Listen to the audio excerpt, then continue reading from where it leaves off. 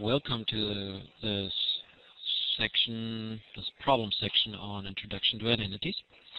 And the first one we're going to do is by using the reciprocal identities, find the following. So, sine theta equals 4/5. Find cosecant of theta. Well, that's going to be the cosecant of theta is, of course, the reciprocal. So it's going to be 1 divided by sine theta. And since we know what sine theta is, 4/5, we're going to come up with 5/4. For the secant theta, and I'm just going to copy this whole thing here, it's going to be 1 over cosine theta, which is then going to be 2 over the square root of 3. If the secant theta equals -2, then the cosecant theta is going to be, what did you say? Cosecant? I meant cosine, which is what's written there, is going to be 1 over the secant theta, which is going to be 1 over -2. And, oh, sorry about that. Jeez. And when the cosecant theta equals -13 over 12, then sine is going to be 1 over cosecant theta, which is then 12 over -13. I think on the last one I might as well start a new line. Okay, that was the first problem. And so the next one. Here it says, use ratio identities when sine theta equals -5 over 13 and cosecant theta equals -12 over 13, what is cotangent theta? Well, we go back to the book, and the cotangent theta is defined as cosine theta over sine theta. And I'm going to substitute the theta in here. If I would type the Greek letter theta here, then I would have to change the font, and then everything is going to be out of sync. That's why I keep substituting it. And for some reason, I occasionally hit some button that pushes me all to the very far right. I don't know. Anyway, so we have cosine theta. Let's see what cosine theta is. I'm just going to double check here that I'm doing this correctly. Ooh, did I make a mistake in typing? I think I did. I certainly did.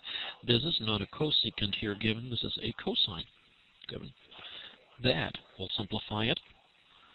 Sorry about that mistake. Well, this one is going to be then -12 over 13. Put parentheses around this,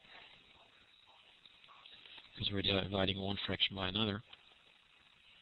Divide by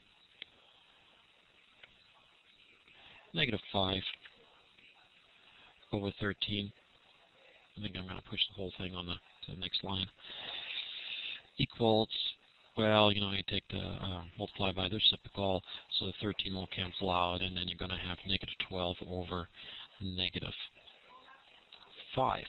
Of course, we could have done that a little bit easier by recognizing that for the cosine, well, this one here is the adjacent, and for the sine, this one here is the opposite, and then divide the adjacent by the opposite as it is for the cotangent, and we come up with the same thing, -12 over -5, or of course 12 over 5. But they wanted us to use, that means the textbook wanted us to use the ratio identity that cotangent equals cosine over sine. That's why we did it the way we did. Okay, the next problem says that find sine theta if cosine theta equals 3/5 and theta terminates in quadrant 1. The quick way to do this would be to say that sine theta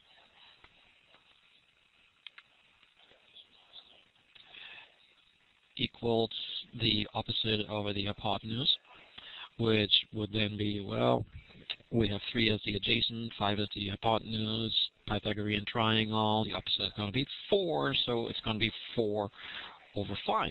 However, that's not what they want us to do. Remember that this will be the correct answer. What they want us to do is use the Pythagorean identity that's given in the book. And the Pythagorean identity looks as follows. If Word will wake up here for me. I think it just did. I'll be accessing the equation editor.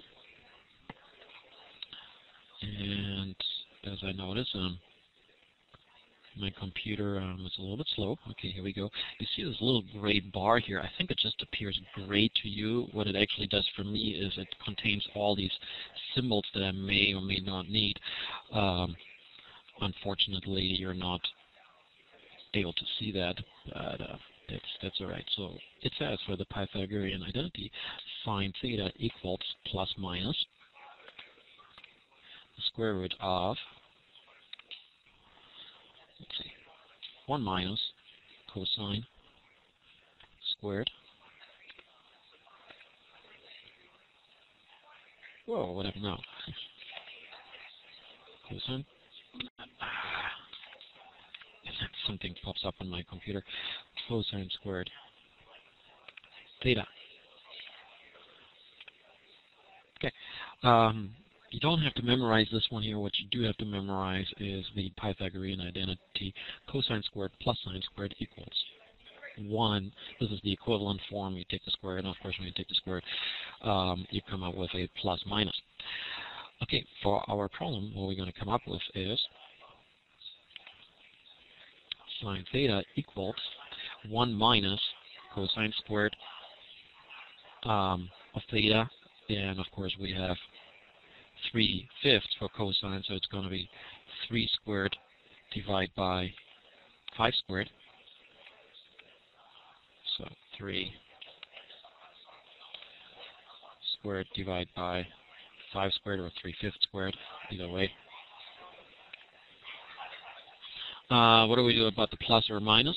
Well, it's a given that we're supposed to be in quadrant 1, so we have to come up with a plus for the sign. Okay, then you know how to do fractions, so it's going to be 1 minus 9 over 25, which then comes out to 16 over 25. You come up with the square root of 16 over 25, which will be then 4/5, just like we had earlier, relatively quickly.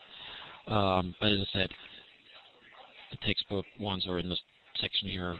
We're supposed to use the Pythagorean identity, and I also want you to use it and become familiar with it.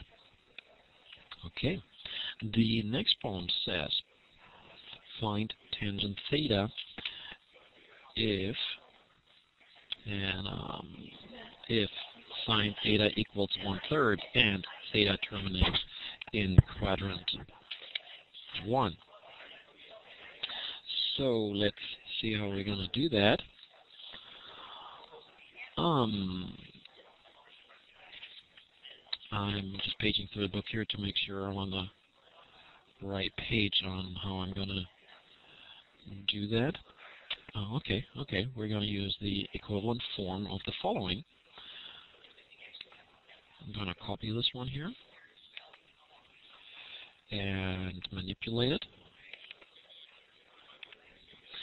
There is the Pythagorean identity in there that says 1 plus tangent squared equals secant squared. So I'm going to solve that for tangent and write down the equivalent form for that one.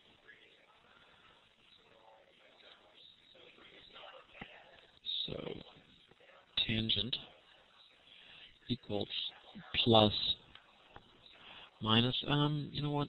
I take that back. That's not going to work out. Let's try something easier. Find tangent if sine theta equals 1/3. Well, tangent theta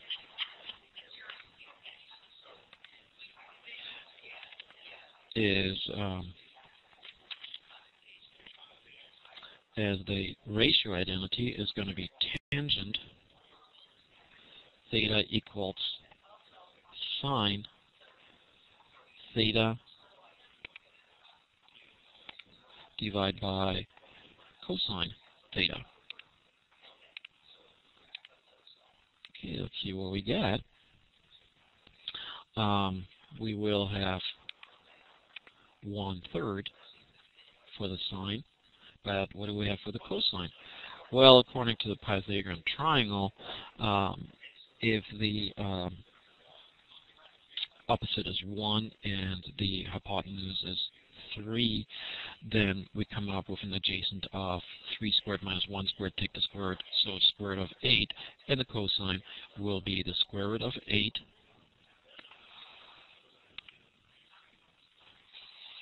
divided by the hypotenuse of 3. Notice that 3's cancel and we have 1 over the square root of 8.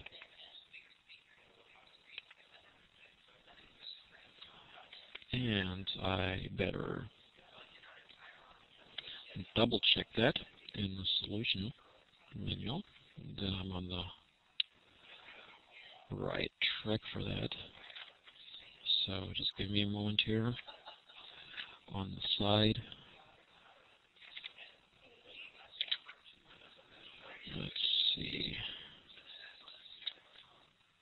Yeah, that's what it lists. It actually lists 1 divided by 2 square root of 2, but that's the same thing as 1 divided by the square root of 8.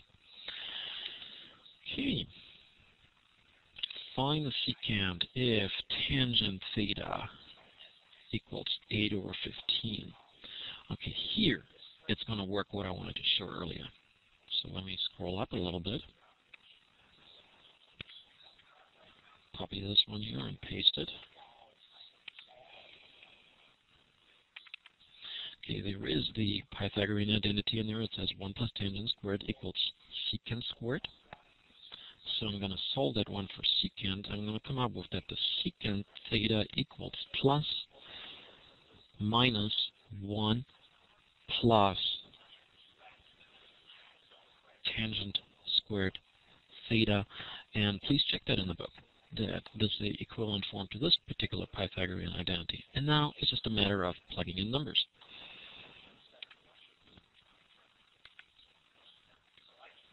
So I'll do that right here. So here we have 8/15 squared. So I'm going to write 64 over 225. Whoa, that's a huge fraction here. In quadrant 3, we know that the secant, which is the reciprocal of the cosine, is supposed to be negative in quadrant 3. So put a negative in front of that.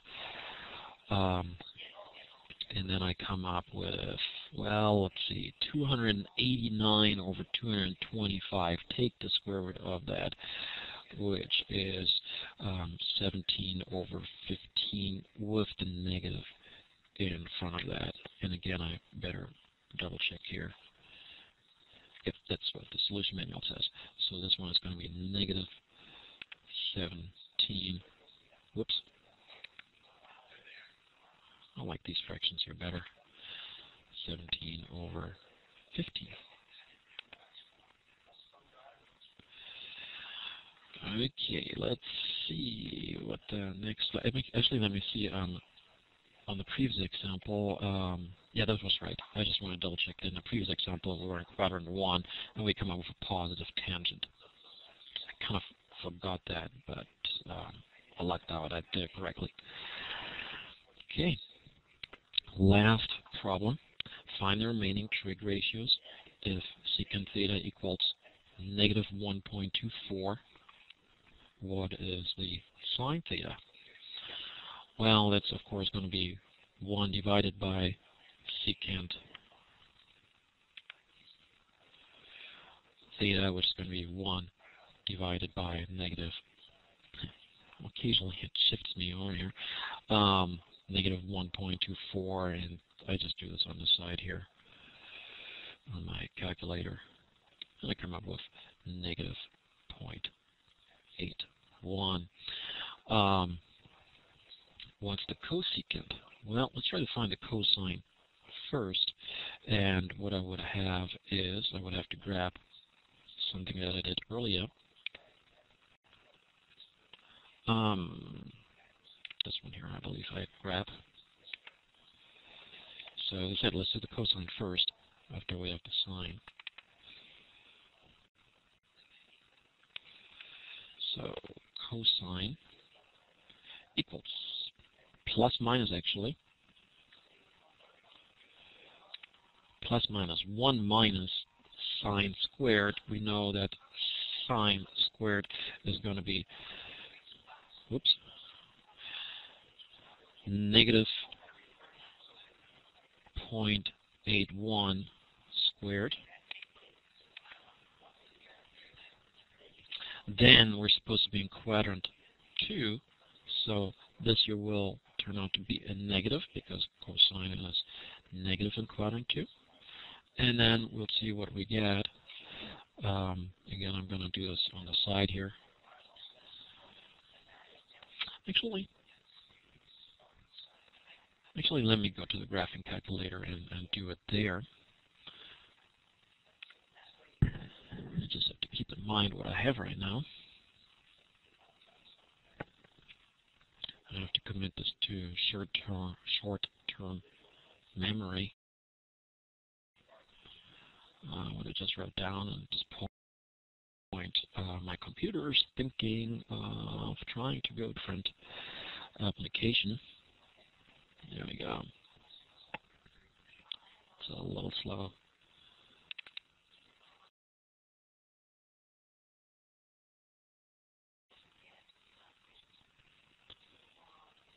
Symposium with a whole lot of other instructors, and I'm just trying to finish this up.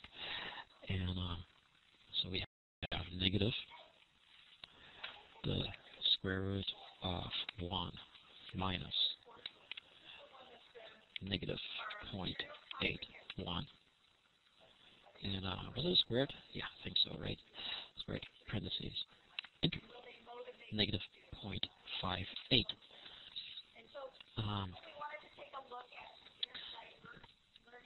Then, while I'm here, I may want to look at the tangent. So it's going to be, the tangent is going to be negative. You know, there's a mistake here on the sign. Let me go back to a word.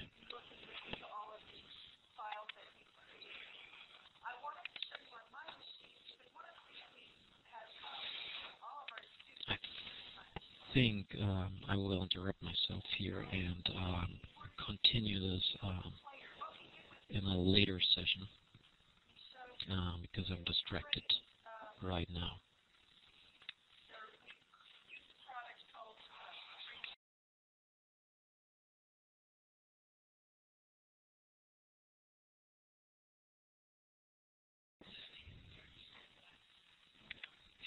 Welcome back to this problem section. On the last problem of the section here, I kind of got distracted, and so I interrupted myself. And that was a good thing because I also noticed that I had made a mistake. I was looking at here quadrant 2 and noticed that, oops, I came up for with a negative for the sine, and my mistake was that don't associate the secant with the sine, but the secant goes with the cosine. So that was my mistake, and now I corrected it. Cosine is the reciprocal of secant, and so that comes out to negative 0.81, which means this one here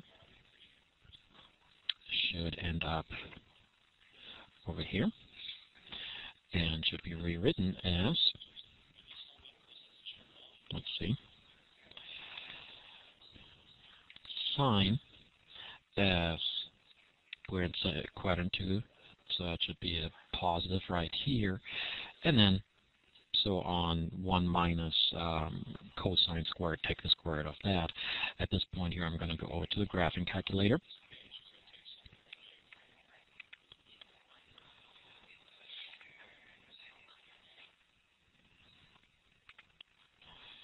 So let's see. Okay.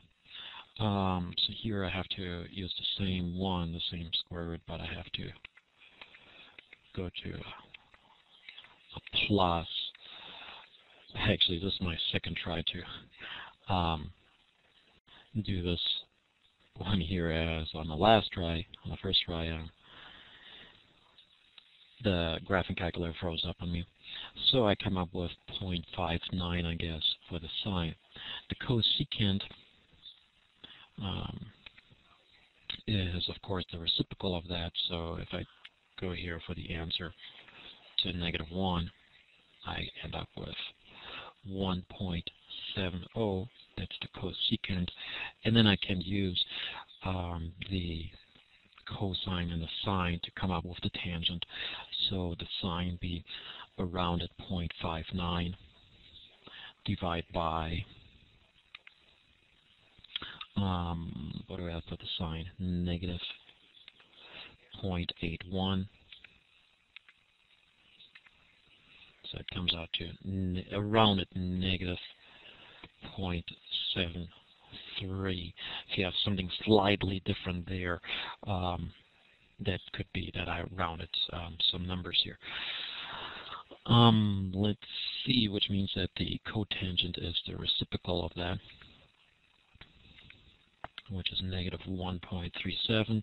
Just double checking the signs here. We're in quadrant 2, so both the tangent and the cotangent have to be negative. Both the cosine and secant have to be negative, and both the sine and the cosecant have to be positive, which indeed is the case. Just for kicks, let's figure out what the angle actually is. We know that the sine, for example, is 0.59, which kind of puts us in the middle of quadrant 2. So maybe a 45-degree, no, relatively close to 45 degrees as a reference angle. Anyway, the way we do this is that we take the 0.59 and we take the inverse sign of that. That's not the same as the reciprocal. The inverse sign. We will learn this in a later section, but I thought I'd introduce it here. So the -1 there is not 1 over, it's not the reciprocal, it's the inverse function of the sine. Then I hit enter, and I come up with, okay, 0.63 doesn't sound good because I need to be in degrees. So if this happens to you, this is a teaching moment as well, change your graphing calculator to degrees. And let's do this one again. So inverse sine of 0.59, 36 degrees, that's a reference angle. We're actually in quadrant 2, which means subtract 36 from 180, so we're at 144 degrees. Okay, with that, let's go back to Microsoft Word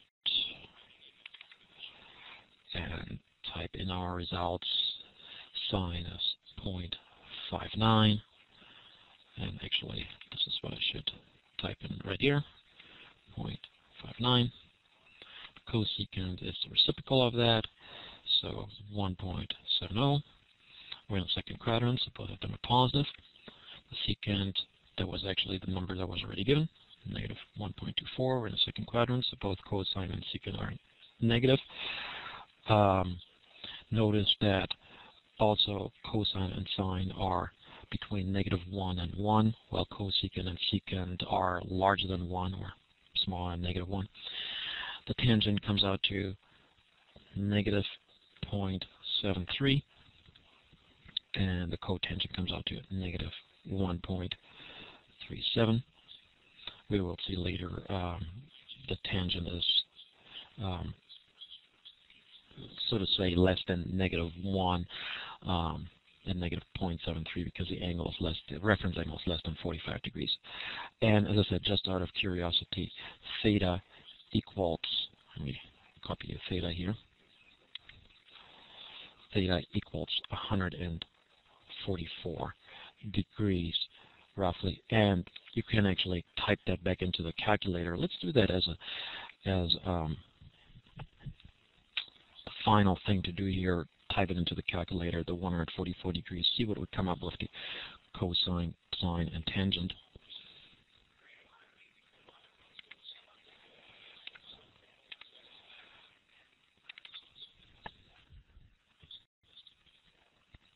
Okay, so let's do sine of 144 plus the parentheses 0.59, that's what we had.